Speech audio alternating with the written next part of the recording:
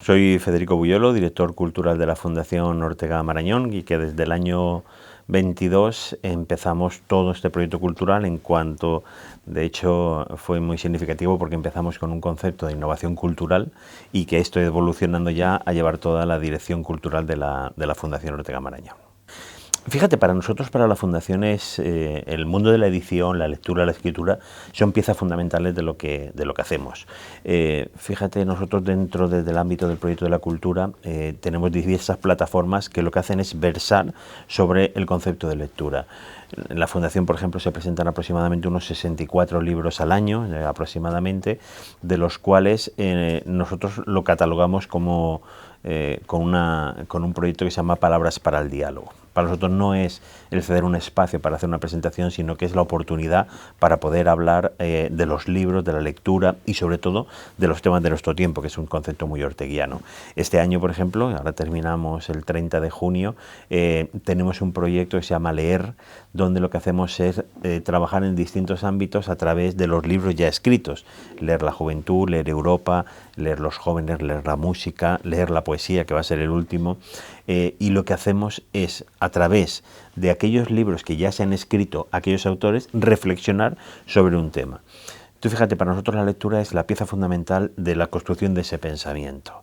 Por lo tanto, ahí es donde queremos centrar toda nuestra actividad. Y en torno a la lectura se genera todo un conglomerado de actividades que tienen como eje fundamental el pensamiento, el encuentro y sobre todo, más importante, eso que han escrito otros autores y que para nosotros es tan importante poner en valor. Fíjate, cuando creamos el proyecto cultural, hay que recordar que la Fundación tiene ya 40 años de vida. El proyecto cultural, como proyecto cultural propio, nace en el año 2022, cuando yo me incorporo a desarrollar todo este proyecto.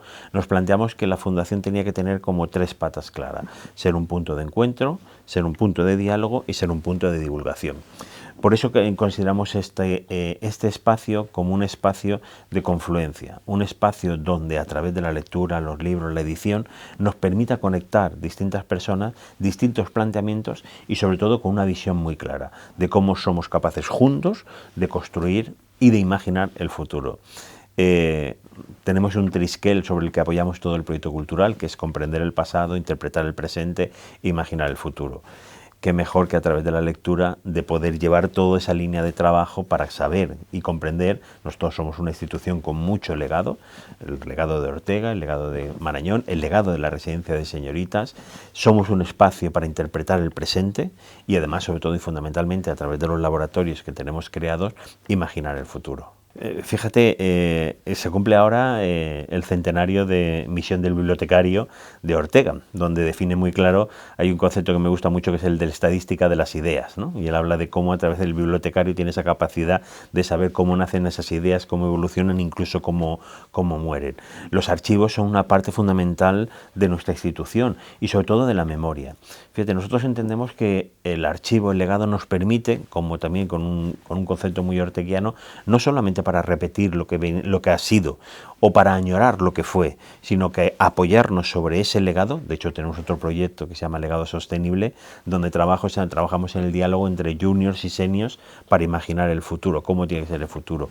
Por lo tanto, ese legado, ese archivo, nos permite identificar cuál ha sido ese pensamiento a lo largo de la historia, cuáles han sido esas ideas y qué ideas siguen vivas hasta nuestro tiempo para construir nosotros las futuras ideas.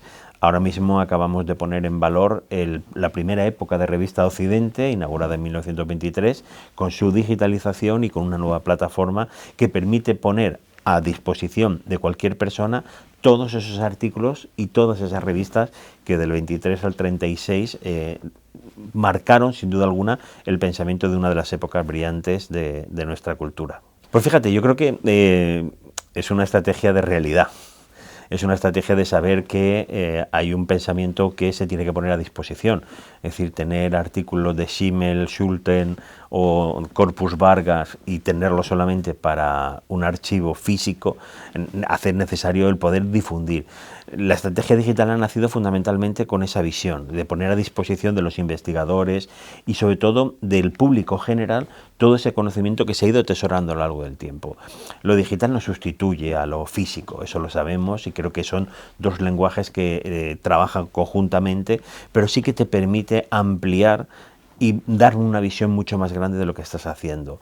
Fíjate, hemos cambiado ahora también la página web de Cultura, que empezamos con, vamos a montar un proyecto, es un proyecto físico, es un proyecto de encuentro, vamos a ir haciendo una parte de difusión y orgánicamente hemos visto decir, ostras, atesoramos ya en estos 4 años mucho conocimiento, necesitamos pasar de lo físico a lo virtual y que podamos llegar a mucha más gente sobre ese conocimiento que se te decía, esas presentaciones de libros, los laboratorios de ideas, etcétera, etcétera, y además tener una estrategia digital que permita ampliar todo el impacto que tenemos. No un impacto simplemente económico, sino un impacto de las ideas, del pensamiento y de ese modelo ilustrado que desde la Fundación queremos y defendemos que tiene que ser la sociedad. Totalmente, es decir, yo creo que hay una cosa, fíjate, hay una cosa dentro de las estrategias digitales o cualquier estrategia y es que tú no puedes perder tu esencia y de lo que eres. Es decir, no es travestirse a otra cosa o intentar llevar a martillazos lo que es de un formato, pasarlo a otro formato.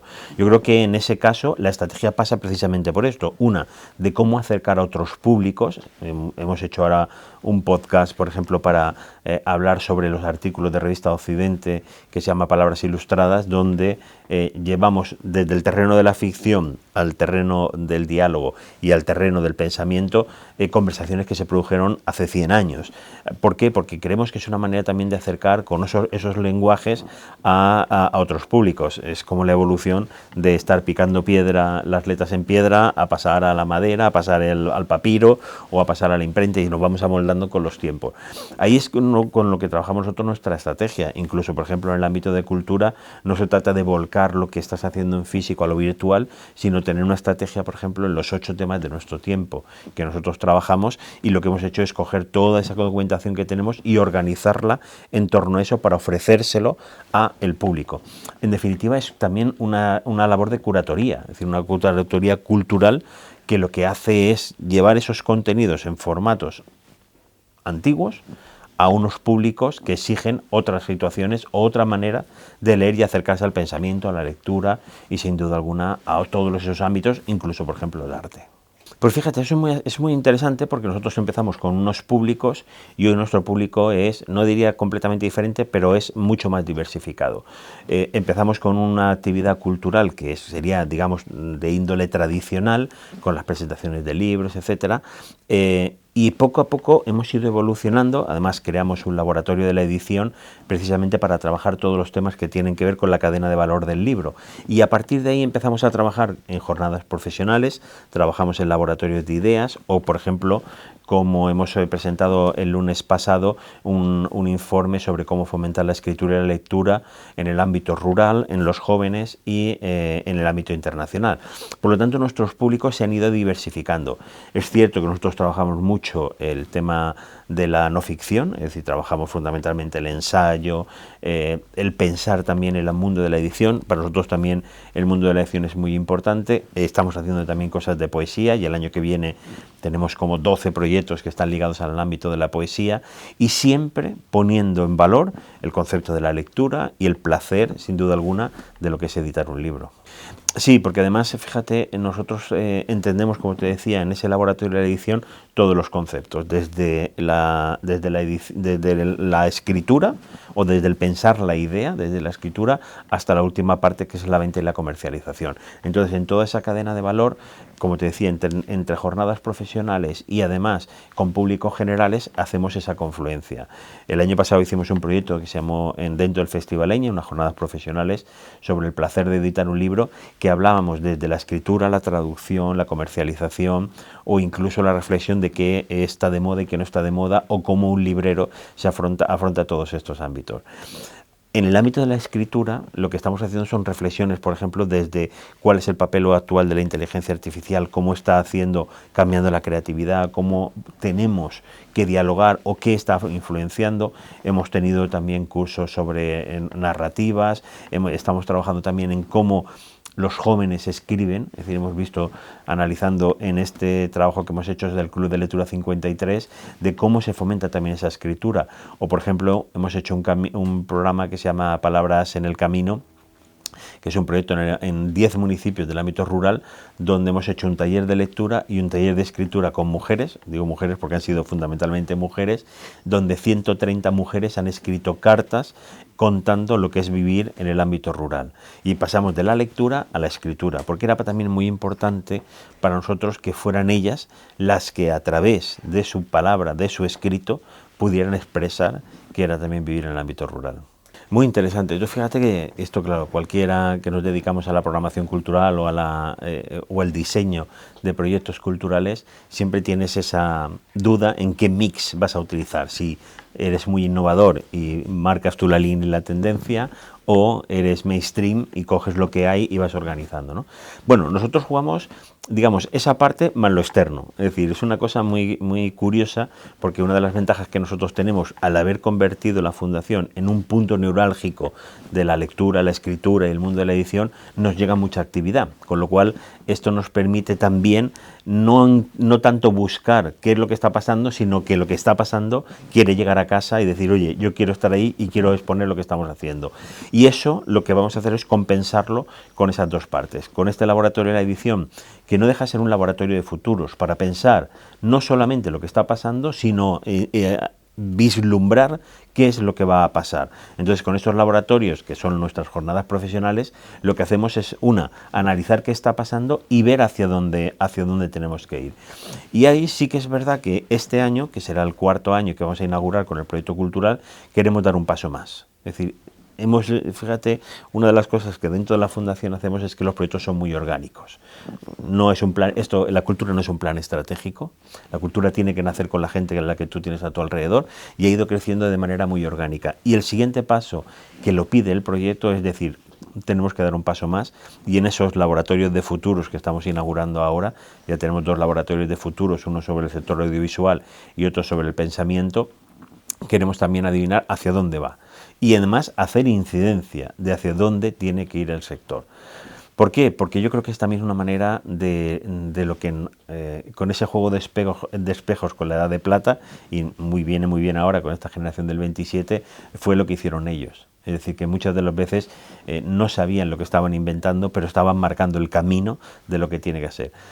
Esto es las vanguardias. Ortega nunca hablaba de las vanguardias, hablaba del arte nuevo, pero nosotros sí que queremos hablar de las vanguardias. Es decir, ¿qué es la vanguardia hoy? Es difícil pensar hoy qué es la vanguardia.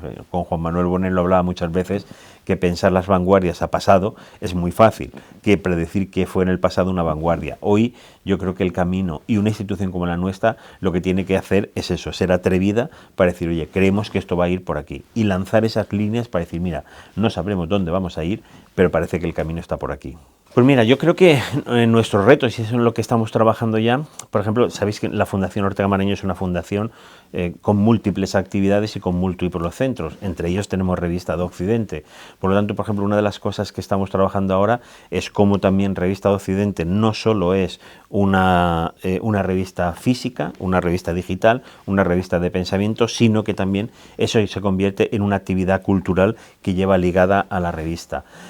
Vuelvo a insistirte mucho que para nosotros lo más importante es que al final los libros, las revistas culturales son pieza fundamental para el trabajo que tenemos que desarrollar y cómo somos capaces de crecer en este ámbito de la lectura y la escritura.